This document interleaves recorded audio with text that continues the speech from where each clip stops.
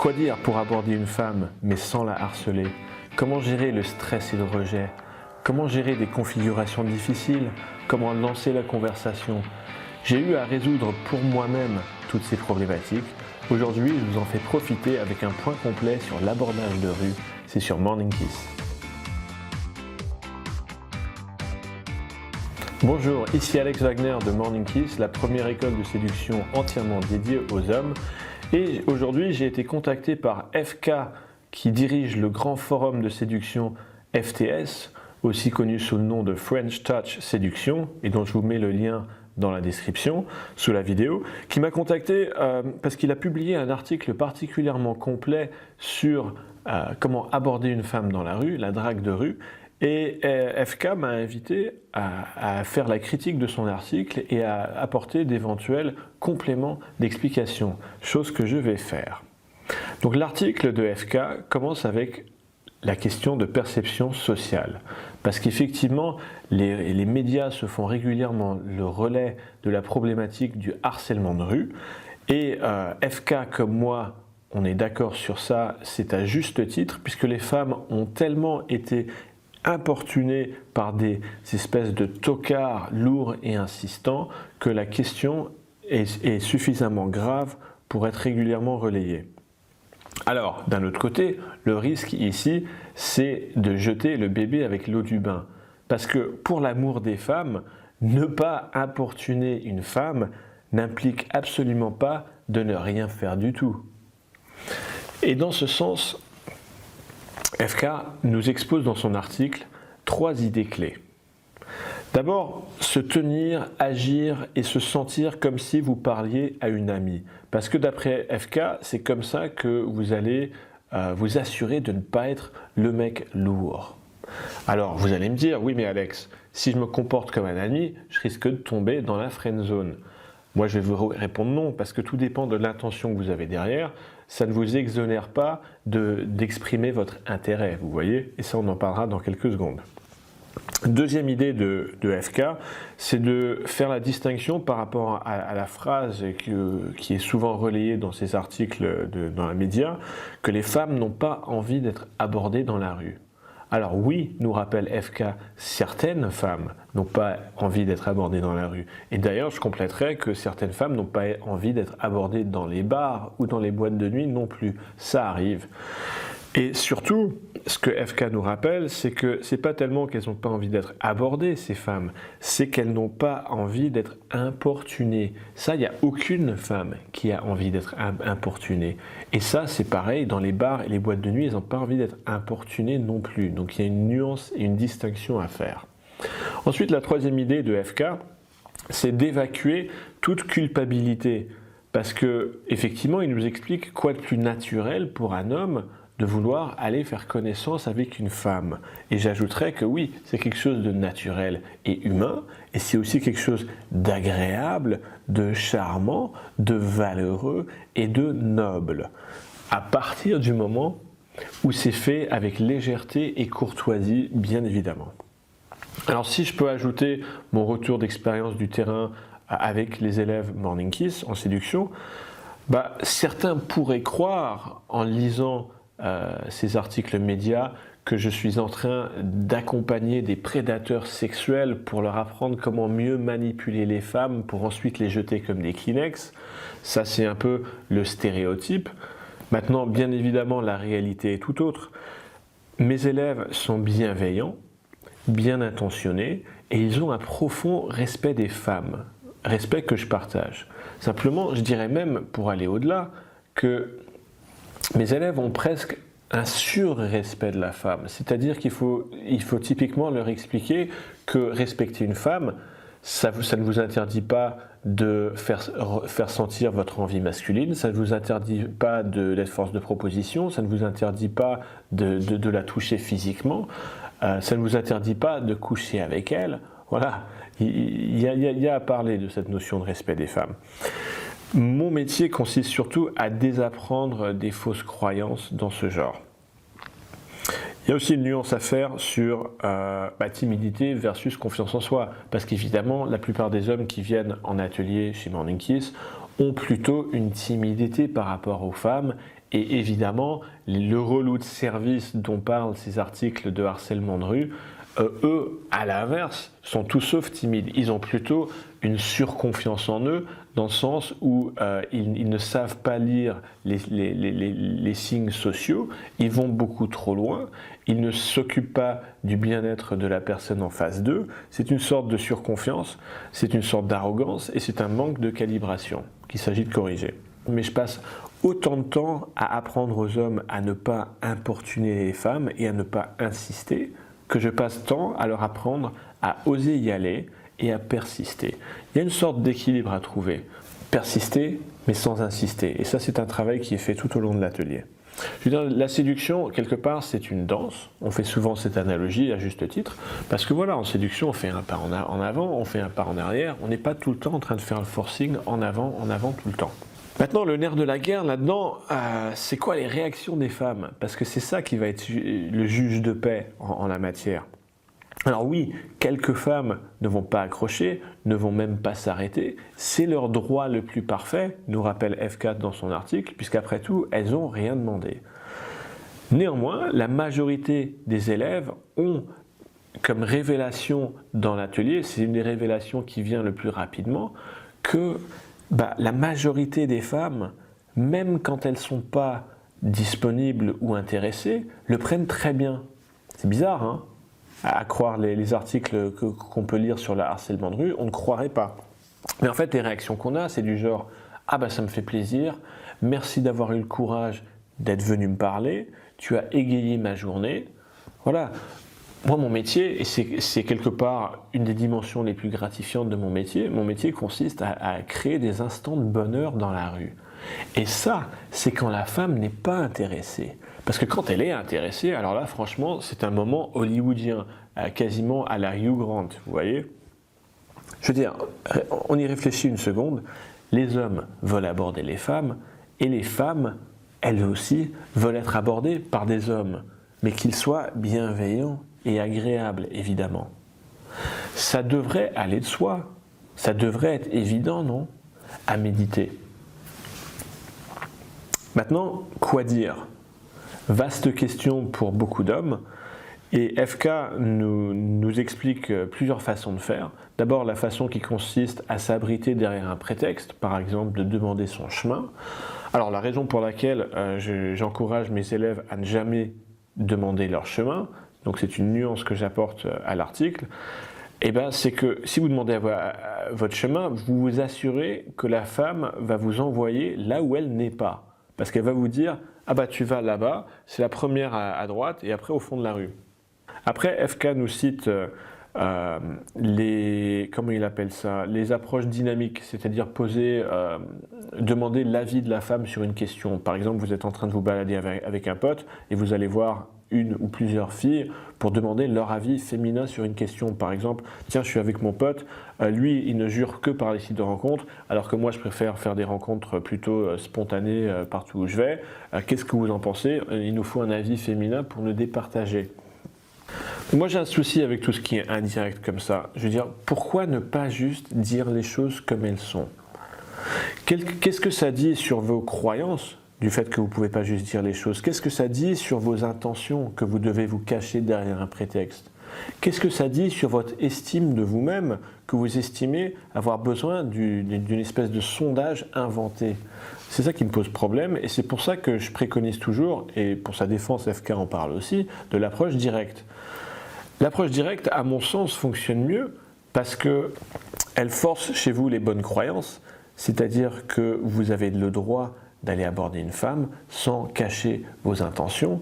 Vous avez le droit de juste vous exprimer naturellement sans devoir inventer une espèce de sondage intéressant.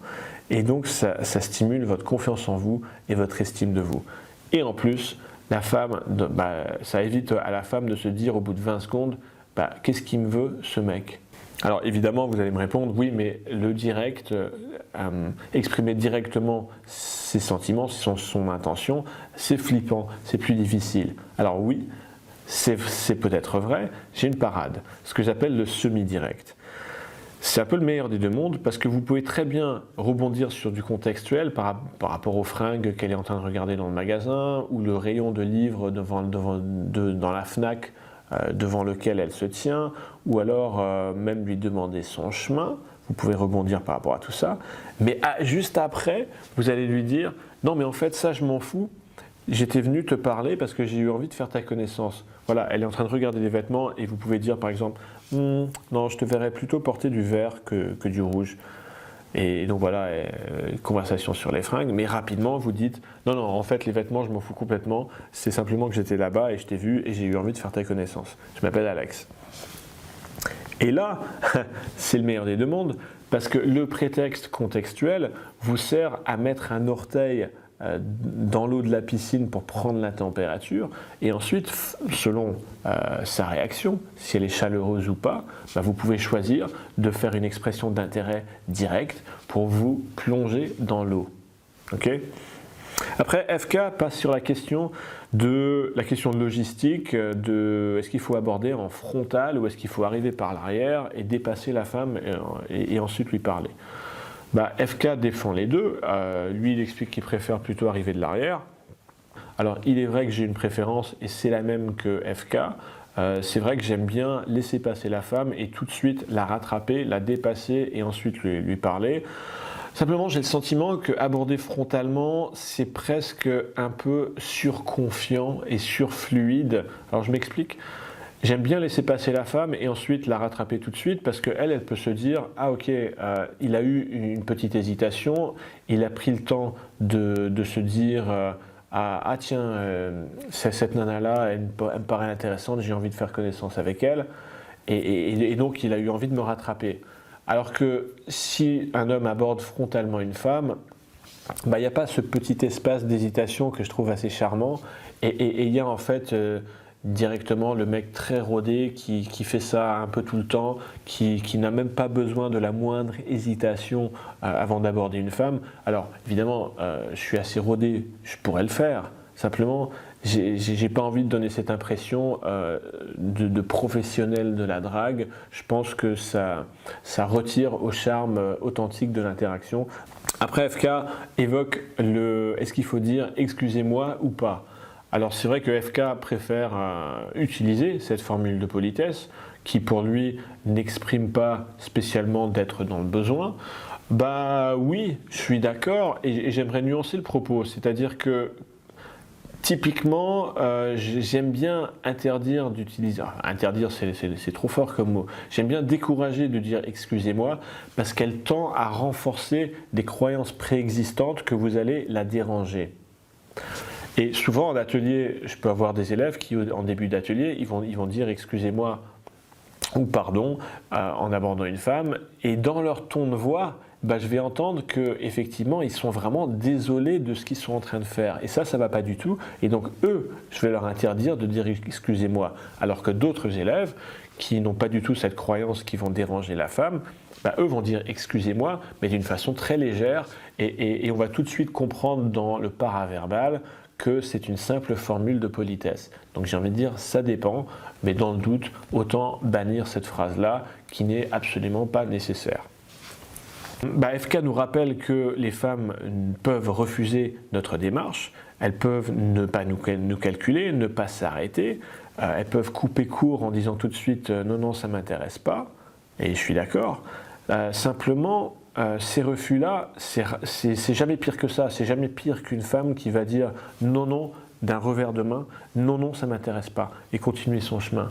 Donc FK et moi, on n'utilise pas le terme râteau, parce que le terme râteau, il est très violent. Il y a l'image de se prendre le manche dans la gueule, et alors qu'en réalité, une interaction qui n'accroche pas, c'est juste une interaction qui va nulle part. Il ne se passe rien de dramatique. J'aimerais renforcer même ça en citant ce que j'appelle la règle des 60-40. C'est-à-dire que dans mon expérience, 60% de l'interaction va être, l'interaction initiale du moins, va être conditionnée par la femme, son état d'esprit, ses croyances, son humeur du moment, et 40% seulement, ça peut paraître étonnant, mais 40% seulement par l'homme, sa façon de s'y prendre et sa façon son savoir-faire. Donc effectivement, même si vous êtes bon, vous pouvez bien gérer vos 40%, mais vous ne pouvez pas tout contrôler en séduction. Il restera toujours les 60% de la femme, et ça c'est énorme.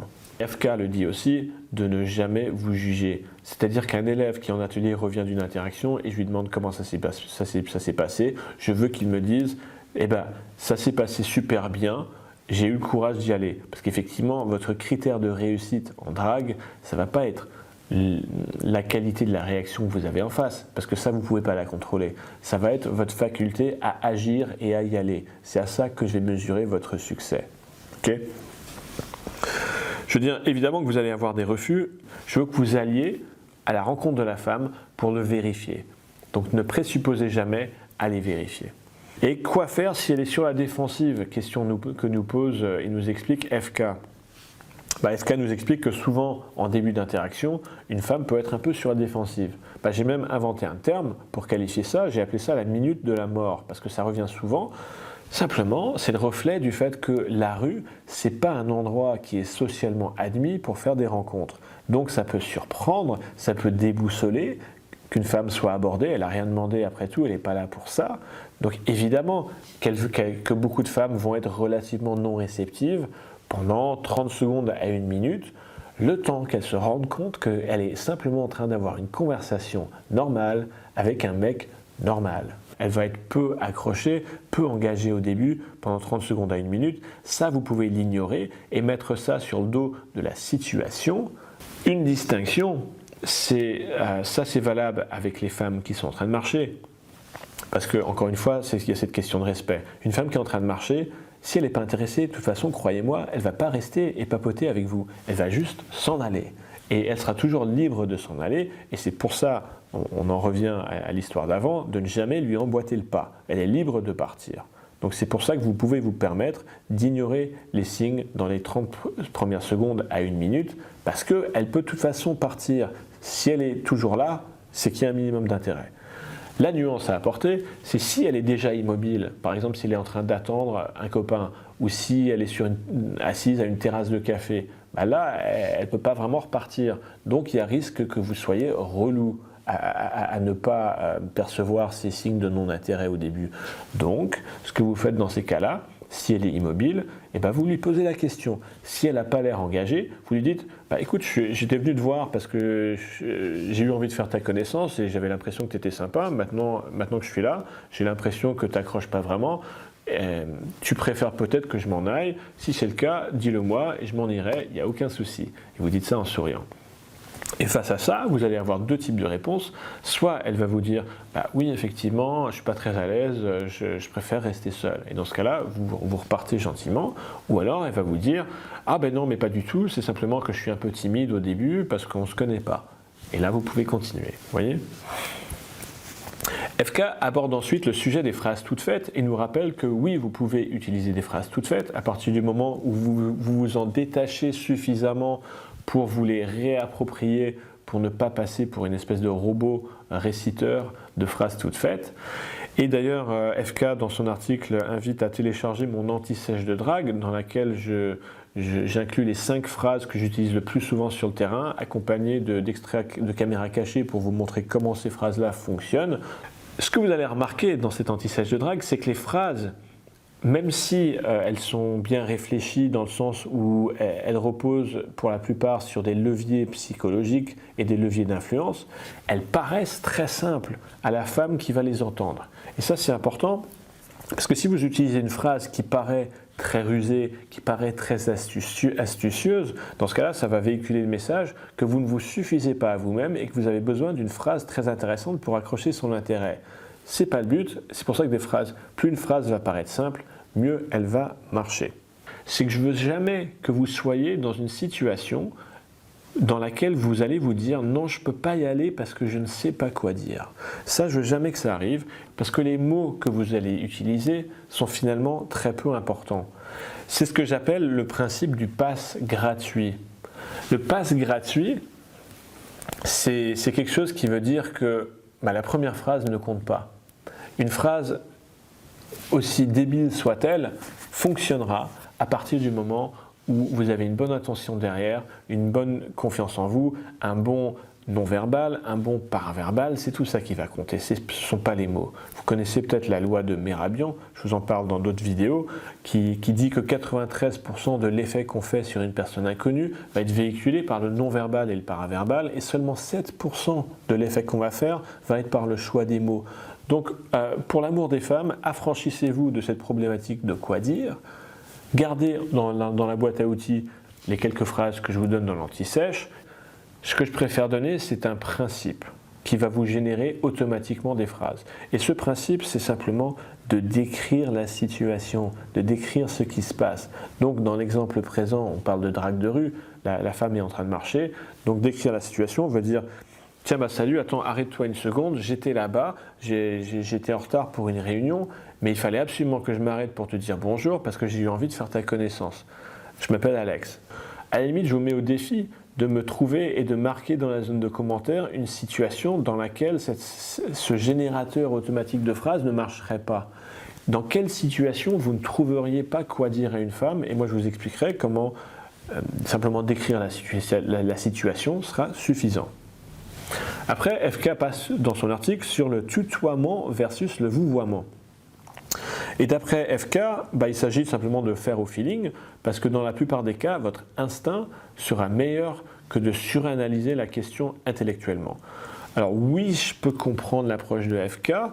Dans mon expérience, laisser ça au feeling va plutôt vous entraîner vers un survouvoiement. Alors attention, c'est pas grave, on s'en fout, on est en train de pinailler sur du détail là. Simplement, mon propos, c'est que le vouvoiement, pour moi, doit rester une exception.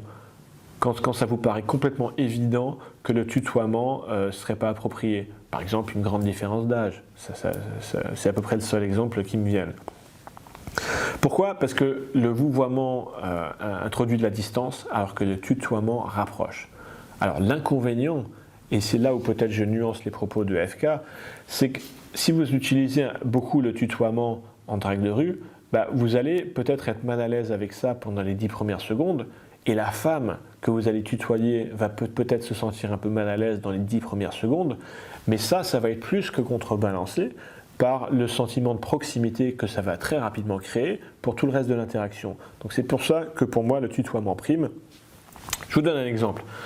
Si je suis dans un magasin de vêtements et je vais parler à une vendeuse, évidemment, si je suis là en tant que client pour lui parler des vêtements dans son magasin, je vais la vouvoyer. Je vais lui dire « Est-ce que vous avez cette chemise en taille L ?» Alors qu'à l'inverse, si je veux lui parler en tant qu'homme, et si je ne parle pas à la vendeuse en elle, mais à la femme en elle, la femme qu'elle est, je vais la tutoyer. Je vais lui dire « Écoute, je suis entré dans ton magasin pour acheter une chemise, mais en fait, je t'ai aperçu, tu m'as fait un gros effet et j'ai eu envie de faire ta connaissance. Je m'appelle Alex. » Là, je vais la tutoyer pour justement marquer la différence. Ne pas me positionner comme un client qui la vouvoierait, mais comme un homme vis-à-vis d'une femme qui va donc la tutoyer. Okay? FK nous parle des écouteurs. Alors effectivement, ça ne veut rien dire qu'une femme porte des écouteurs, comme nous explique FK. D'ailleurs, j'aime beaucoup une expression trouvée par Brenda, ma collègue, qui appelle tout ce qui est iPod, téléphone, elle appelle ça des combleurs d'ennui.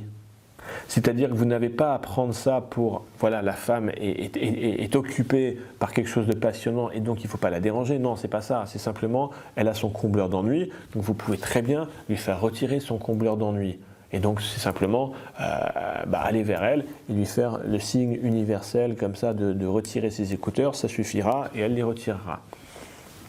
Pareil, si elle est en train de pianoter dans son smartphone, c'est sans doute pas quelque chose d'urgent et ça pourra attendre et vous pouvez très bien juste l'interrompre alors qu'elle pianote dans son téléphone. Pour aller plus loin, vous pouvez même interrompre son coup de fil. Et oui, je vais vous publier prochainement une vidéo caméra cachée où je fais exactement ça, où j'aborde une femme qui est au téléphone, je l'interromps, et ensuite on va prendre un rendez-vous, on va prendre un verre ensemble, c'est très sympa, ça se passe bien, et vous verrez comment ça marche. Maintenant, FK passe sur la configuration de femmes accompagnées. Et là, FK nous dit qu'on doit s'adresser à tout le groupe. Alors oui, je suis d'accord quand il s'agit d'un groupe, seulement en drague de rue, les femmes sont rarement en grand groupe et sont beaucoup plus souvent juste à deux. Par exemple, une femme qui se balade avec sa copine ou sa mère.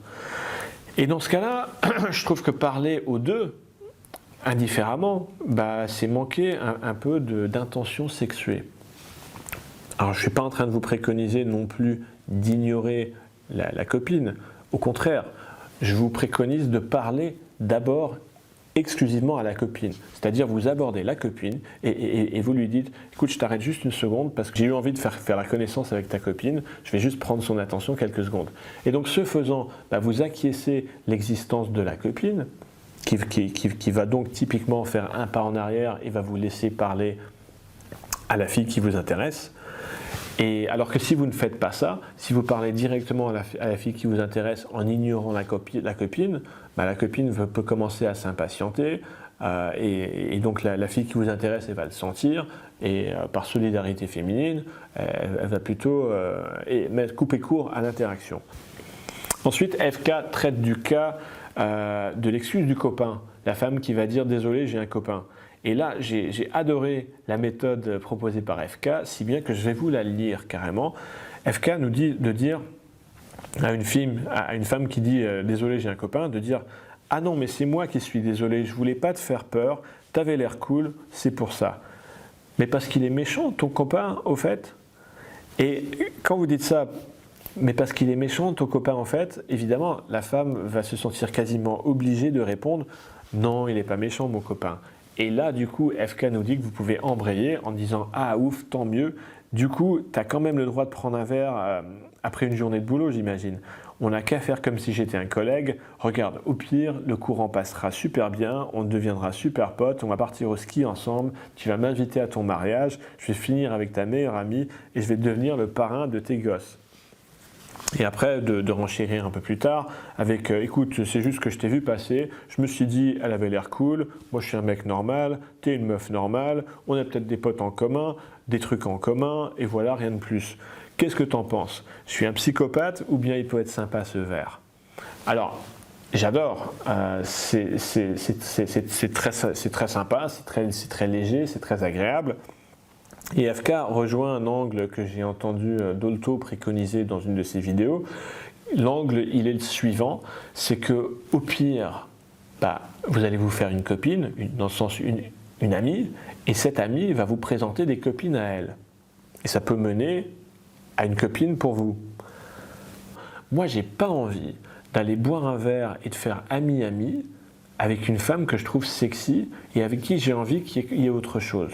Ça ne m'intéresse pas et je ne vais pas prendre 1 heure de mon temps pour me faire une amie supplémentaire dans le but qu'elle me présente peut-être des copines parce que d'abord les amis j'en ai suffisamment et voilà, j'ai pas envie de faire ami-ami quand j'ai envie d'avoir une relation physique avec une femme et quant à se faire présenter des femmes par elle, j'ai pas besoin de ça parce qu'à partir du moment où je sais aborder dans la rue, et donc je vais pas avoir besoin de prendre 1 heure de mon temps pour boire un verre comme ça avec une femme. Moi, ce que je préfère faire, c'est un angle un petit peu différent de l'angle de FK du coup, c'est d'abord de faire une petite blague par rapport au fait qu'elle a un copain. Et ça, c'est pas anodin. Alors d'abord, je vais vous donner des exemples. Une femme qui dit j'ai un copain, vous pouvez très bien répondre ah mais moi aussi j'ai des copains. Ça fait immanquablement rigoler ça. Ou alors si elle n'utilise pas le terme copain, si elle dit par exemple je suis en couple, vous pouvez très bien dire ah parfait, il va pouvoir nous servir le petit déjeuner. Ou alors variante là-dessus ah parfait, il pourra s'occuper de toi jusqu'à 20h et après c'est moi qui prends le relais. Voilà, tout ça c'est très léger, c'est amusant et ça véhicule que voilà, vous avez confiance en vous, vous avez de l'assurance, que vous ne vous démontez pas. Ça véhicule aussi que vous vous imaginez tellement fortement avec cette femme sur qui vous avez flashé que vous n'êtes pas spécialement impacté par cette histoire de copain, que vous n'y croyez pas. Voilà, ça ne rentre pas dans votre bulle de réalité pour vous affecter. Mais la partie importante, c'est ce qui va suivre juste derrière la blague. C'est ce que j'appelle une phrase de sondage.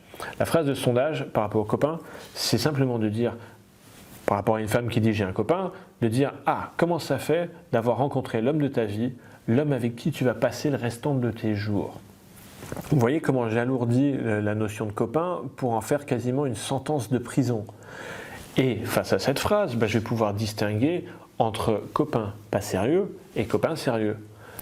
Parce que si le copain est sérieux, la femme va me répondre à la question comment ça fait, elle va me dire ça me fait chaud au cœur, je suis ravi, j'ai beaucoup de chance. Et dans ce cas-là, je sais que c'est une relation sérieuse et j'ai plus qu'à repartir en lui souhaitant bonne journée. A l'inverse, si c'est une relation récente, peut-être c'est une jeune femme, peut-être qu'elle a 20 ans, peut-être qu'elle est en couple depuis seulement un mois, dans ce cas-là, et si elle n'est pas spécialement amoureuse de son copain, elle pourrait me répondre « Ah non, mais attends, je ne sais pas si je vais passer le restant de mes jours avec lui, on verra. » Et dans ce cas-là, ça m'ouvre une porte pour continuer l'interaction plus loin.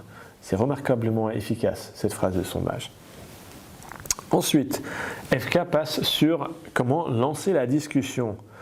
Et il nous préconise, FK, de poser des questions banales pour justement montrer que vous êtes quelqu'un de normal et dans l'espoir qu'elle, qui est probablement polie, en retour, elle va elle aussi vous poser des questions. Par exemple, tu fais quoi dans la vie? Est-ce que tu es nouvelle dans le quartier? Elle, en retour, elle va vous dire, et toi, tu fais quoi dans la vie, toi? La distinction, la nuance que j'aimerais apporter à ça, c'est que ça va si vous posez une ou deux questions. Mais le problème que je constate en atelier, c'est que rapidement, ça peut devenir un barrage de questions qui n'apportent rien à la femme. T'es nouvelle dans le quartier? Tu viens d'où? Tu fais quoi dans la vie? Qu'est-ce que t'aimes? Et donc, non seulement c'est une sorte de barrage de questions, mais ça n'apporte aucune valeur à la femme. Et pire que ça, on peut se placer, s'il y a un gros barrage de questions, en mendiant, c'est-à-dire, s'il te plaît, donne-moi quelque chose d'intéressant, tu fais quoi dans la vie, t'habites où, tu fais quoi dans les vacances, alors que si vous reformulez ces questions en remarques, et là, ça va lui apporter de la valeur. Parce qu'au lieu de lui dire, tu fais quoi dans la vie, ce qui lui apporte rien, si vous dites, à te regarder, j'imagine que tu dois être banquier, ou tu dois être artiste. Voilà. Elle va se dire, tiens, c'est marrant, qu'est-ce qu'il y a chez moi qui lui donne cette impression? Donc ça lui apporte de l'intérêt, ça lui apporte de la valeur. Ensuite, le problème, c'est que beaucoup de femmes, je vous en ai parlé dans la minute de la mort, beaucoup de femmes vont être peu engagées au début, parce qu'elles n'ont pas l'habitude de parler comme ça à un inconnu dans la rue. Et donc, il y a de fortes chances qu'au début, elle ne va pas vous renvoyer des questions, même si elle est polie. Et dans ce cas-là, ce que vous pouvez faire, c'est provoquer les choses en utilisant un système de conversation que j'ai appelé RER. Alors, je ne vais pas rentrer dans les détails ici, on n'a pas le temps. Simplement, RER, ça veut dire remarquer, écouter et rebondir. Donc, remarquer, c'est par exemple dire tiens, à te regarder, j'imagine que tu dois tenir une galerie d'art. Vous écoutez ce qu'elle va dire en réponse. Par exemple, elle va dire non, en fait, pas du tout, je suis banquier. Et après, vous allez rebondir là-dessus. Et rebondir, ça veut dire une de deux choses. Soit vous pouvez creuser, et creuser, par exemple, c'est dire comment ça se fait, pourquoi, qu'est-ce qui t'a amené là-dedans, c'est ça, creuser. Ou alors, vous pouvez relier à votre expérience à vous, en disant, par exemple, t'es banquière. Mais j'ai l'impression qu'on ne va pas du tout s'entendre parce qu'à chaque fois, je me frite avec mes banquiers. Donc, vous voyez, vous reliez ça à votre propre expérience. Et en fait, le système RER, c'est une structure, c'est une méthode générale qui reproduit une discussion normale. Si vous faites attention la prochaine fois que vous êtes en train de discuter avec un proche, avec un pote ou avec une amie ou quelqu'un dans votre famille, sans le savoir, vous allez structurer votre conversation avec la structure RER. Donc c'est pour ça que c'est très naturel. Après, FK passe sur la conclusion de l'interaction. Et là, il nous donne une phrase qui je trouve très bien. Il nous dit « Attends, on est debout au milieu de la rue comme deux cons. Tu veux pas qu'on aille se poser vite fait? J'ai soif en plus. » Effectivement, en vous posant autour d'un verre, ça va faciliter la conversation. Ça va faire en sorte que vous allez pouvoir plus facilement assumer un blanc, s'il va y en avoir un. Et par contre, le possible souci avec cette phrase-là, c'est que si elle n'est pas disponible pour se poser, elle va refuser. Ce que je préconise, c'est de précéder la phrase de FK par une question de sondage logistique. Simplement de poser la question « Qu'est-ce que tu fais là maintenant ?» Parce qu'en fonction de sa réponse, Si par exemple elle dit « Ah bah rien de particulier, je suis juste en train de flâner », là la phrase de FK sera parfaite. Et si à l'inverse elle a quelque chose à faire, par exemple elle vous dit « Ah bah j'ai rendez-vous pour visiter un appartement parce que je cherche à déménager actuellement », ou alors « Ah bah je vais acheter un Humex parce que je me sens enrhumé », et bien là vous allez pouvoir, quelle que soit sa réponse, la mener à faire ce que de toute façon elle devait faire toute seule. Donc vous allez pouvoir lui dire « Ah bon d'accord, ok, on va te trouver ton médicament, il n'y a pas de souci. Je ne connais pas très bien le quartier, mais je verrai bien une pharmacie par là. Tiens, viens, on y va. » Donc vous pouvez très bien, je veux dire, comment dire, un rendez-vous, ça n'a pas besoin d'être autour d'un verre dans un café. Un rendez-vous, ça peut très bien être d'aller acheter un Humex dans une pharmacie. Pourquoi pas? Alors ensuite, FK passe sur le stress. Ah, vaste sujet, l'anxiété sociale. Et effectivement, FK nous explique que ce stress-là, il n'est pas intellectuellement valable parce qu'il n'y a pas en réalité de risque. N'empêche que ce sentiment d'anxiété sociale, il est souvent là. Néanmoins, ce qu'il y a d'important, c'est de ne pas chercher à éliminer ce stress, cette anxiété sociale, parce que ça ne s'en va jamais vraiment. Moi aujourd'hui, je le ressens toujours. C'est plutôt de le contourner. Et pour ça, je vais vous dire comment moi je fais. Quand j'ai ce stress qui se manifeste par mon cœur qui bat, un sentiment de papillon dans le ventre, vous allez vous focaliser sur la joie que vous avez d'avoir croisé cette jeune femme, parce que vous ne pouvez pas entretenir simultanément dans votre corps de la joie et de la peur. En réalité, la joie va chasser votre peur. Et il y a une deuxième joie d'ailleurs, c'est la joie de faire quelque chose que très peu d'hommes savent faire. Par exemple, dans une soirée, ou c'est valable dans la rue aussi. Si je vois une femme et que beaucoup d'hommes se retournent sur elle, moi je vais me dire « Ah, moi je vais pouvoir faire quelque chose que ces autres hommes qui sont en train de la regarder, ils aimeraient bien faire, mais moi je suis le seul à pouvoir le faire. » Donc ça me remplit de joie aussi, et ça vient rajouter à la joie que j'ai de voir cette femme, cette jolie femme, et d'avoir l'opportunité de faire sa connaissance. Alors par où commencer? FK nous encourage à sociabiliser partout où on va en journée. Par exemple, quand on va acheter sa baguette de pain, ça peut être l'occasion de sociabiliser avec la boulangère. Moi je dois dire, j'ai pas envie de ça parce que je suis un peu, je suis un peu solitaire, je suis un peu un ours moi. Et quand je vais acheter ma baguette de pain, j'ai juste envie d'acheter ma baguette de pain. J'ai pas envie de me taper la discussion avec tout le monde partout où je vais dans la rue. Oui, j'ai envie de draguer tel que je suis. J'ai pas envie de devoir devenir le mec hyper sociable juste pour avoir le droit d'aller parler à une jolie inconnue quand je vais la voir. Donc je suis pas en train de dire qu'il n'y a rien à faire. Je suis en train de dire simplement, vous pouvez rester vous-même si vous n'êtes pas spécialement sociable, comme c'est mon cas. Il y a des outils pour sortir d'une spirale négative quand vous commencez à stresser et avoir l'impression que vous pouvez rien faire. Je vais vous mettre le lien parce que c'est une vidéo importante. Le mot de la fin, FK nous le donne, c'est que les femmes, ils nous rappellent, FK, n'ont rien demandé et donc elles peuvent tout à fait ne pas être intéressées par ce qu'on leur propose. C'est leur droit le plus complet. Et FK nous rajoute que, oui, il faut accepter la difficulté de l'exercice de la drague de rue et son faible rendement. Alors j'aurais deux commentaires à faire par rapport à ça. Déjà, ce que FK appelle la difficulté, je me permets de nuancer parce que moi je suis fier d'être partisan du moindre effort.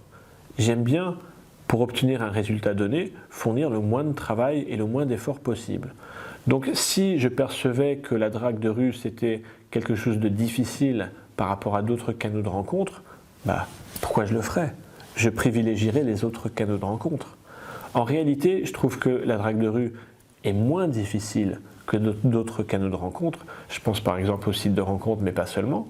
Et donc je vous invite à regarder une vidéo dont je vais afficher le lien sur je ne sais plus comment j'ai appelé ça, les 5 avantages de la drague de rue ou les 5 facilités de la drague de rue. Ça vous explique cette facilité-là. Ensuite, par rapport au faible rendement, oui, je suis d'accord avec FK qu'il serait complètement déraisonnable de s'attendre à conclure chaque interaction qu'on fait dans la rue. Et même quelqu'un qui est bon avec les femmes, qui a confiance en lui, il serait déraisonnable de s'attendre qu'une femme couche avec tous les mecs qu'elle trouve confiants. C'est absurde. Je vais qualifier un peu ça avec des statistiques. Je sais que certains d'entre vous aiment bien les statistiques. Dans mon expérience, quand j'aborde sur 10 femmes que je vais aborder dans la rue, déjà il y en aura une qui sera totalement non réceptive, elle ne s'arrêtera pas et ça ira nulle part. Donc il en reste 9. Sur ces 9, il y en a à peu près 50% qui vont être au couple sérieux. Alors, il y en a plus, surtout les femmes très belles, il y en a plus qui sont en couple. Simplement, il y en a 50% qui, après ma phrase de sondage, s'avèrent être en couple sérieux. Donc il en reste sur les 9, 4 ou 5. Sur ces 4 ou 5, il y en a à peu près 100% dont je vais prendre le numéro de téléphone, parce que ça c'est extrêmement simple. Donc il en reste 4 ou 5 dont je vais avoir le numéro de téléphone. Et là, la prochaine étape, il y a pas mal de pertes. Il y en a 50% que je vais pouvoir revoir derrière en rendez-vous. Donc il en reste à peu près 2. Et sur ces 2-là, il y en a à peu près 100% avec qui je vais pouvoir conclure une relation. Et c'est-à-dire que je n'ai plus souvenir d'avoir loupé une relation, de n'avoir pas pu avoir une relation pour avoir loupé un rendez-vous. Donc, statistique, sur les 10 femmes abordées, je vais pouvoir avoir des relations avec 2 d'entre elles. Alors d'un côté, on pourrait abonder dans le sens de FK et dire que c'est un rendement faible, 20%. D'un autre côté, imaginez si vous avez des relations avec toutes les 2 femmes, avec 2 femmes parmi 10 que vous allez aborder, vous imaginez que vous allez rapidement avoir des problèmes de bonne qualité, c'est-à-dire que ça va vous prendre beaucoup de temps, vous allez avoir beaucoup de choix, vous allez avoir beaucoup d'opportunités, vous allez avoir, si vous le souhaitez, beaucoup de sex friends en parallèle, comme c'était mon cas à une époque. Donc j'ai pas envie d'appeler ça un rendement faible en fait, parce que un rendement plus fort, ce serait quasiment ingérable. J'aimerais quand même rappeler que même si j'ai plutôt des bons résultats, je ne fais rien de magique. Vous avez regardé mes vidéos en caméra cachée, je suis dans mes caméras cachées avec les femmes comme je suis avec vous devant la caméra, peut-être avec la sexualisation en plus. Simplement, la seule différence entre vous et moi, c'est que j'ai plus d'expérience que vous. C'est la seule différence. Donc c'est pour ça que mes élèves, en prenant un atelier, ils peuvent arriver à la fin d'un atelier à avoir les mêmes statistiques que moi. Parce que moi, j'ai rien de spécial. Ok ? Comment dire, je ne suis pas le champion du monde ou ni même le champion de France de la drague. Simplement, j'ai un niveau suffisant pour provoquer des rencontres partout où je vais et pour les concrétiser un minimum. J'en ai une très bonne compréhension consciente et j'ai une pédagogie pour pouvoir transférer ça aux autres, transférer ce savoir-faire. Et c'est en ça que ça consiste, être coach en séduction. C'est pas d'être un champion en drague, c'est de pouvoir transmettre ce savoir-faire à d'autres. Je veux dire, vous avez en tant qu'homme déjà en vous tout ce qu'il faut pour être séduisant. Vous êtes un homme, vous avez un pénis, vous avez de la testostérone. Je veux dire, la séduction, c'est une affaire de polarité homme-femme. Mon travail en atelier ne consiste du coup pas tellement à empiler des techniques de séduction, mais plutôt à retirer des fausses croyances, des croyances limitantes. Être un homme viril aujourd'hui, c'est simplement s'ouvrir en grand et laisser émaner une belle présence masculine. C'est ça que ça veut dire d'être un homme. La séduction, la masculinité, c'est pas quelque chose qu'on fait, c'est quelque chose qu'on est. C'est une présence qu'on dégage. Alors par rapport à tout ça, je réponds à vos questions. Si vous avez des questions sur comment draguer dans la rue, je réponds à vos questions dans la zone de commentaires en dessous. En attendant, j'aimerais remercier FK pour son article particulièrement complet et de grande qualité. Je vous rappelle que le lien pour l'article est dans la zone description, donc je vous encourage vivement à le lire parce que c'est un excellent guide sur comment aborder dans la rue. Pour aller plus loin, sachez que la proposition de l'école Morning Kiss, c'est apprenez à séduire, provoquer des rencontres et trouver votre compagne. Il y a plusieurs façons de faire. Gratuitement déjà, il y a toutes les vidéos sur cette chaîne et il y en aura d'autres régulièrement au rythme de au moins une par semaine, donc abonnez-vous à la chaîne. Pour ceux qui veulent aller plus loin en drague de rue, sachez qu'il y a le programme vidéo Je ne suis pas dragueur, dont les 4 premiers modules parlent de drague de rue. Vous avez le premier module qui est comment oser aborder. Le deuxième module, c'est comment bien aborder. Le troisième module, c'est comment entretenir démarrer et entretenir une conversation. Et le quatrième module, c'est comment mener une femme en rendez-vous instantané ou alors de prendre son numéro de téléphone. Ces modules sont particulièrement abordables. Ils font plus d'1 heure chacun, accompagnés de bonus aussi, comme des caméras cachées et des fiches méthodes. Chaque module est accessible à partir de 37 €. Vous avez qui plus est des packs dégressifs. Donc si vous prenez les 4 premiers modules qui couvrent donc la drague de rue, vous avez un prix réduit. Par-dessus ça, il y a en plus une réduction pour les étudiants, donc allez voir. Et pour les plus pressés et les plus exigeants, vous avez des ateliers qui eux sont plus chers puisqu'il y a un nombre strictement limité de places qui sont disponibles. Je vous encourage à regarder. Et en attendant, quand vous allez vous retrouver devant une jolie femme dans la rue, n'oubliez pas la devise Morning Kiss, le plus grand risque est de n'en prendre aucun. Merci.